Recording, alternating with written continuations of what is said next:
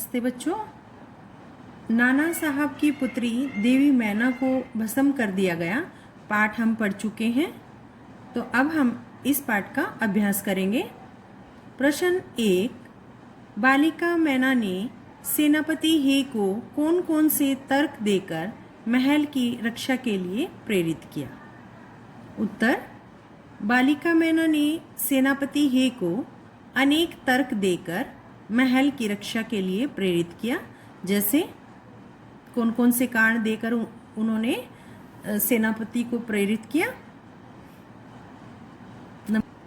जड़ पदार्थ, महल ने तो कोई अपराध नहीं किया।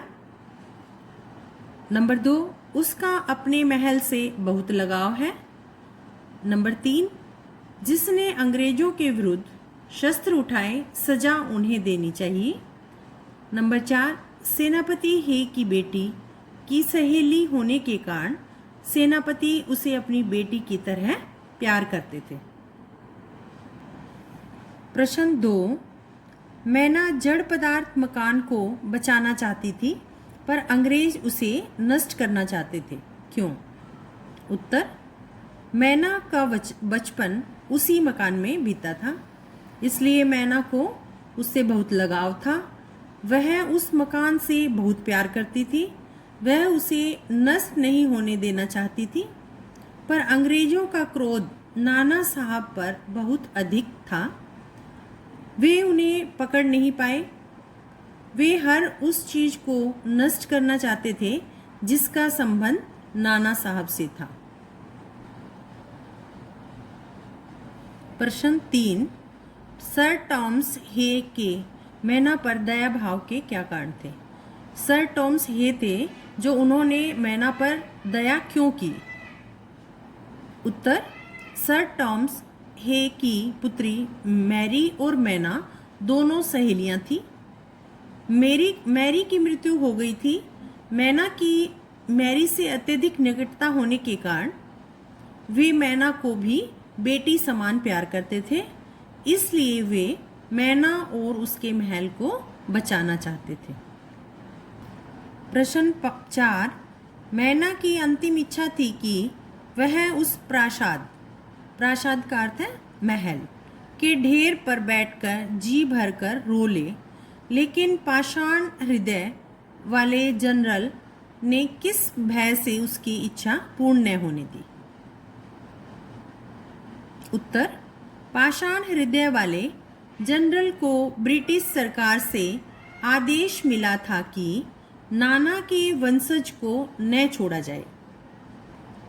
सरकार की आज्ञा के विरुद्ध कार्य करने से उसे दंड भी मिल सकता था और नौकरी भी जा सकती थी। इसी भय से उसने मैना की इच्छा पूर्ण नहीं होने दी। प्रश्न 5, बालिका मैना के चरित्र की कौन कौन सी विशेषताएं आप अपनाना चाहेंगे और क्यों? बालिका मैना थी, उसमें कौन कौन सी अच्छी बातें थी और आपको कौन सी बात सबसे अधिक पसंद है और वो आप किस लिए अपनाना चाहेंगे? उत्तर, बालिका मैना के चरित्र में अनेक विशेषताएं थी, जैसे वह साहसी, स्वाभिमानिनी, निडर, वीरांगना और तर्कशील थी। हम अपने भीतर ये सभी विशेषताएं अपनाना चाहेंगे क्योंकि इन्हीं के आधार पर जीवन में सफल होकर ऊंचाइयों को छुआ जा सकता है। प्रश्न 6, टाइम्स पत्र ने 6 सितंबर को लिखा था, बड़े दुख का विषय है कि भारत सरकार आज तक उस दुर्दांत नाना साहब को नहीं पकड़ सकी। इस वाक्य में भारत सरकार से क्या आशय है? उत्तर, यहाँ भारत सरकार से आशय ब्रिटिश सरकार अर्थात अंग्रेजों की सरकार से है, क्योंकि उस समय अंग्रेज ही भारत पर शासन कर रहे थे। अब हम पाठ में आए शब्दार्थ पढ़ेंगे। अल्प वयस, कम उम्र। भग्नावशिष्ट, खंडर, जैसे कोई बहुत पुरानी बिल्डिंग है, उसमें कोई नहीं रह रहा, तो उस जो नाना साहब का महल था वो इसी अवस्था में हो गया था, तो उसे खंडर कह सकते हैं। इतिहासवेता, इतिहास का जानकार, जो इतिहास को जानता है। अब तक हमने जो पाठ पढ़े हैं उन सभी में हम उपसर्ग और प्रत्यय साथ साथ हमने की हैं। अब आगे भी हम हर पाठ में उपसर्ग और प्रत्यय करेंगे। व्याकरण में हमारा ये चैप्टर हो चुका है, तो साथ साथ हमारा अभ्यास हो जाएगा पाठ में आए सभी उपसर्ग और प्रत्ययों का। तो ये सभी आपको नोटबुक में लिखने हैं। उपसर्ग कुछ शब्द हैं। असफल, ए उपसर्ग है और सफल इसका मूल शब्द है। विरुद्ध, वी उपसर्ग है और रुद्ध इसमें मूल शब्द है। सुविशाल, सु उपसर्ग है और विशाल मूल शब्द है। अत्यंत में अति उपसर्ग है और अंत मूल शब्द है। प्रयत्न, प्रय उपसर्ग और यत्न मूल शब्द है। इसी तरह से कुछ प्रत्यय शब्द हैं। क्रूरता, क्रूर मूल शब्द और ता प्रत्यय, प्रत्यय पीछे लगती है और उपसर्ग आगे। अंतिम, अंत जमा इम, इम इसमें प्रत्यय है और अंत मूल शब्द है। करुणापूर्ण, करुणा मूल शब्द है और पूर्ण प्रत्यय है। महाराष्ट्रीय, महाराष्ट्र मूल शब्द है और ईय प्रत्यय है। तो ये सभी आपको नोटबुक में लिखने हैं और याद करने हैं।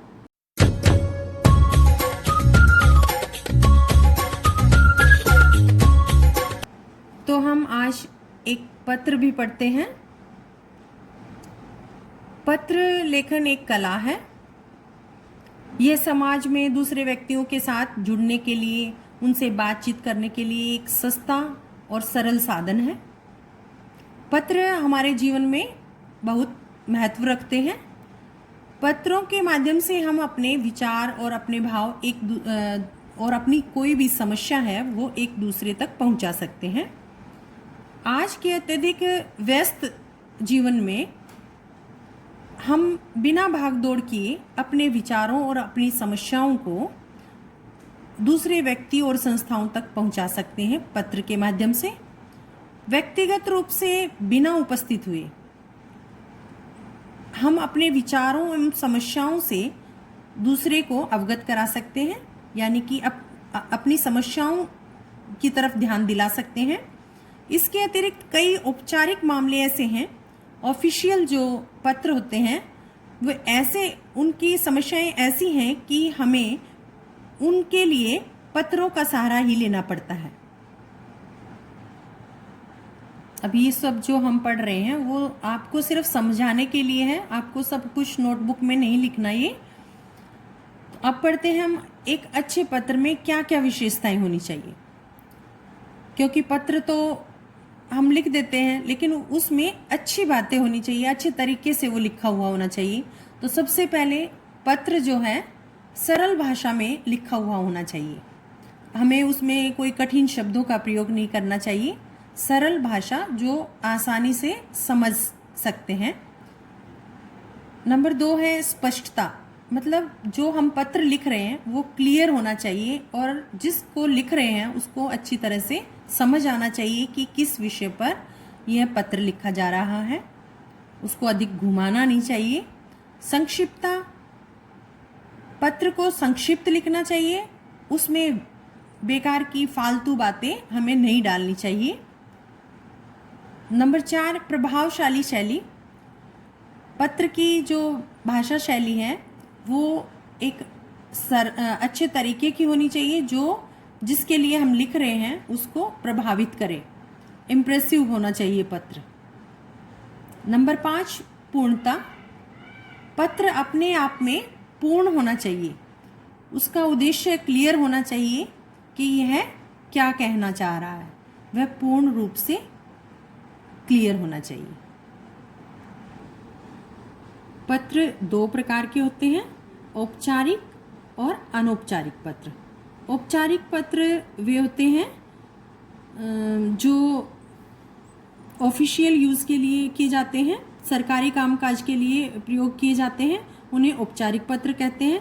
तो आज हम औपचारिक पत्र पढ़ेंगे। जैसे औपचारिक पत्र लिखने के लिए भी कुछ नियम होते हैं, तो नियम हम पढ़ते हैं किस तरह से औपचारिक पत्र लिखे जाते हैं। जैसे कोई भी पत्र हम कार्यालय ऑफिस में लिख रहे हैं, प्रार्थना पत्र वो इस प्रकार के पत्र हैं, आवेदन पत्र, शिकायती पत्र, संपादक को पत्र, व्यवसायिक पत्र आदि। तो प्रार्थना पत्र लिखते हैं हम स्कूल में लिखते हैं, जैसे प्रार्थना पत्र प्रधानाचार्य को लिखेंगे, है ना। शिकायती पत्र है, जैसे पुलिस स्टेशन पे हमें कोई शिकायत दर्ज करनी है तो वहाँ ये भी ऑफिशियल पत्र हैं। संपादक पत्र, जैसे हम अब न्यूज़पेपर में हमें कुछ निकलवाना है, कोई अपना टॉपिक देना है, तो उसमें हमें संपादक को, एडिटर को पत्र लिखना होगा। और व्यावसायिक पत्र, जैसे हमें बिजनेस से संबंधित कोई बातचीत है तो वो पत्र, इस तरह के पत्र औपचारिक पत्र हैं। इसमें विषय के रूप में पत्र लिखने का उद्देश्य स्पष्ट रूप से लिखना आवश्यक है। ये जो पत्र होते हैं इसमें एक एड्रेस के बाद हमें विषय लिखना बहुत जरूरी होता है। जैसे हम अपने प्रधानाचार्य को छुट्टी के लिए प्रार्थना पत्र लिखेंगे तो ऊपर लिखने के बाद हमें विषय लिखना होगा, जिसमें लिखा होगा अवकाश के लिए प्रार्थना पत्र। तो इसमें हमें ये एक विषय पढ़ते ही क्लियर हो जाना चाहिए कि हम किस लिए पत्र लिख रहे हैं। संबोधन के अंतर्गत संदर्भ के अनुसार महोदय, महोदया, फिर संबोधन लिखना है हमें, उसके बाद विषय के बाद संबोधन लिखना है। संबोधन में हम लिखेंगे महोदय या महोदया। अगर पुरुष है तो हमें महोदय लिखना होगा और महिला है तो महोदया। और अगर हमें यह क्लियर नहीं है कि ऑफिसर जो है वो महिला है या पुरुष, तो हम मान्यवर भी लिख सकते हैं। इसके बाद हमें अभिवादन नहीं लिखना, हम सीधा हमें किस विषय में पत्र लिखना है उसके बारे में बात करेंगे। फिर पत्र में हम अपना जो भी हमें लिखना है वो लिखने के बाद जब पत्र समाप्त होता है तो हमें नीचे पत्र में लिखना है भवदीय या भवदिया। अगर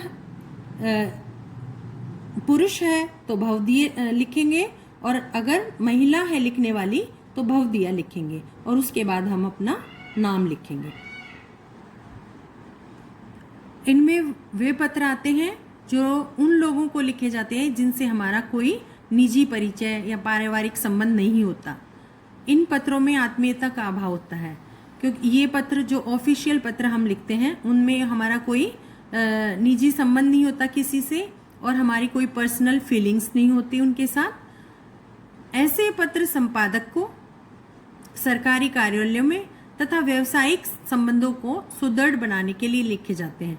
ये पत्र अपने ऑफिशियल कामकाज में संबंधों को मजबूत बनाने के लिए लिखे जाते हैं। कक्षा अध्यापक, प्रधानाचार्य, संपादक, सरकारी एवं अन्य कार्यालयों के अधिकारी, व्यापारी वर्ग, निजी संस्थानों के प्रमुख आदि, ये इस तरह के पत्र इन सभी को लिखे जाते हैं। अब हम उदाहरण के रूप में एक पत्र पढ़ेंगे। अपने क्षेत्र में पेड़ पौधों की अनियंत्रित कटाई को रोकने के लिए जिला अधिकारी को पत्र लिखिए। तो सबसे पहले हमें जो पत्र है उसको समझना है कि ये हमें किस विषय पर किस लिए लिखना है। तो इसमें क्या है कि पेड़ पौधों की लगातार कटाई हो रही है। पेड़ पौधों को, जो सरकारी पेड़ हैं उनको लगातार काटा जा रहा है, तो हमें उनको रुकवाना है उनको, क्योंकि उससे हमें समस्या हो रही है। तो वो पत्र हमें जिला अधिकारी को लिखना है। तो सबसे पहले हम लिखेंगे सेवा में। ये सभी में आपको सेवा में ही लिखना है, सभी ऑफिशियल पत्रों में। उसके बाद हमें उसका एड्रेस लिखना है कि वो किस जगह पर है। तो ये हमें मिल जाता है एड्रेस। जिला अधिकारी महोदय, महोदय भी लिख सकते हो आप, महोदया भी लिख सकते हो। पश्चिमी क्षेत्र रोहिणी, दिल्ली। फिर उसके बाद आप एक लाइन छोड़ दोगे, उसके बाद आप दिनांक लिखोगे जिस दिन आप पत्र लिख रहे हैं। फिर उसके बाद एक लाइन छोड़ेंगे, फिर विषय लिखेंगे कि हमें किस विषय में, इस प्रश्न के अनुसार हमारा क्या विषय बनता है, पेड़ पौधों की अनियंत्रित कटाई रोकने के लिए पत्र या रोकने हेतु पत्र, दोनों लिख सकते हो। फिर उसके बाद हम एक लाइन छोड़ेंगे, फिर बाद में हम संबोधन जो हमने बताया था, ये वो संबोधन है कि मान्यवर, कोमा लगाएंगे। उसके बाद हम क्या लिखेंगे, इस पैराग्राफ में हम लिखेंगे सबसे पहले हमें क्या समस्या है, एक दो लाइन में हम अपनी समस्या बताएंगे। फिर उसके बाद हम उस समस्या से हमें और हमारे आसपास के लोगों को क्या कठिनाइयों का सामना करना पड़ रहा है। उसके बाद नेक्स्ट 2-3 लाइनों में हम उसके बारे में उनसे पूछेंगे कि किस तरह से हमें इस समस्या से छुटकारा मिल सकता है, और अगर इस समस्या से हमें छुटकारा मिल सकता है तो उनसे रिक्वेस्ट करेंगे, निवेदन करेंगे कि जल्दी से जल्दी हमें इस समस्या से मुक्त किया जाए। तो इसमें है, मैं तथा मेरे मोहल्ले के अन्य नागरिक आपका ध्यान इस क्षेत्र में पेड़ पौधों की होने वाली अनियंत्रित कटाई की ओर ध्यान दिलाना चाहते हैं। ये आप वर्ड चेंज भी कर सकते हैं, अपने शब्दों में आप लिख सकते हो, ये जरूरी नहीं है कि आप इसको रट के यही लिखें। पिछले कुछ दिनों से सड़कें चौड़ी करने के नाम पर पश्चिमी क्षेत्र में न जाने कितने पेड़ पौधों को बेरहमी से काटकर गिराया जा रहा है। सड़क के किनारे किनारे दोनों ओर लगे बड़े बड़े पेड़ों से ही यह क्षेत्र अब तक प्रदूषण से बचा हुआ था। अब जबकि पेड़ काटे जा रहे हैं, इससे दिल्ली के अन्य क्षेत्रों की तरह यहाँ के वातावरण को भी प्रदूषित होते देर नहीं लगेगी। पेड़ पौधों की अनियंत्रित कटाई न केवल नैतिक दृष्टि से पाप है, अपितु कानून विरुद्ध कार्य भी है, कि यह गलत भी है। अतः आपसे अनुरोध है, अब हम अंतिम लाइनों में निवेदन से, रिक्वेस्ट से अपनी उसके बारे में, समस्या के बारे में, समाधान के बारे में पूछते हैं। अनुरोध है, कृपया इस अवैध कटाई को तुरंत रोककर पर्यावरण की रक्षा की जाए तथा रोहिणी वासी स्वच्छ वातावरण में राहत की सांस ले सकें। फिर अंत में हम लिखेंगे धन्यवाद, भवदीय, और फिर अपना नीचे नाम लिखेंगे। अब हम पत्र का एक उदाहरण और पढ़ेंगे जो इस प्रकार से है। भूमिगत वाहन खड़े करने की व्यवस्था एवं उसके लाभों से अवगत कराते हुए नव भारत टाइम्स के संपादक को पत्र लिखिए। अब इसमें क्या है कि लोगों की जनसंख्या जो है वो इतनी बढ़ी हुई है, हर मनुष्य के पास आजकल वाहन है, तो जहाँ देखो वहाँ वाहन खड़े रहते हैं, जिसकी वजह से बहुत समस्याएं होती हैं। तो वो उसके लिए हमें नव भारत टाइम्स पे जो न्यूज़पेपर है उसको पत्र लिखना है हमें। अगर यहाँ नव भारत टाइम्स दिया है तो हम उसी के एड्रेस पर लिखेंगे, और अगर यहाँ कोई भी नाम नहीं देते तो हम कोई भी न्यूज़पेपर को लिख सकते हैं। अब स्टार्टिंग में सेवा में लिखेंगे, ये सभी पत्र में लिखा जाएगा। फिर संपादक महोदय, नव भारत टाइम्स जो कि इसमें दिया हुआ है, नई दिल्ली। फिर एक लाइन छोड़कर उसी तरह से हम दिनांक लिखेंगे, फिर एक लाइन छोड़कर फिर विषय लिखेंगे, भूमिगत वाहन खड़े करने की व्यवस्था हेतु पत्र। हेतु के स्थान पर हम के लिए लिख सकते हैं। फिर उसके बाद एक लाइन छोड़कर महोदय लिखेंगे, और ये ध्यान रहे कि पत्र सभी पूरा एक लाइन के साथ लिखा जाएगा, सीधे ऐसे, कोई लाइन आगे पीछे नहीं होगी कि यहाँ से हम सेवा में लिख रहे हैं, संपादक यहाँ लिखेंगे, विषय यहाँ लिखेंगे, ऐसे पत्र गलत हो जाएगा बिल्कुल। तो इसलिए सीधा स्ट्रेट लाइन में पत्र होगा एक साथ। तो अब लिखेंगे संबोधन में महोदय, फिर लिखेंगे मैं पंजाबी बाग का निवासी हूँ। अब अगर हम पत्र का एड्रेस नई दिल्ली का लिख रहे हैं तो हमें ये नहीं है कि हम पानीपत का एड्रेस लिख देंगे, लिखने वाला जो है वो पानीपत या मुंबई का लिख देंगे, दिल्ली में ही लिखेंगे। तो ये पंजाबी बाग है जो जगह दिल्ली में ही है। मैं पंजाबी बाग का निवासी हूँ, निवासी यानी कि रहने वाला हूँ। राष्ट्रीय राजधानी दिल्ली के क्षेत्र दिल्ली में बढ़ रहे वाहनों और उनसे उत्पन्न समस्याओं से सामान्य नागरिक की भांति मैं भी चिंतित हूँ।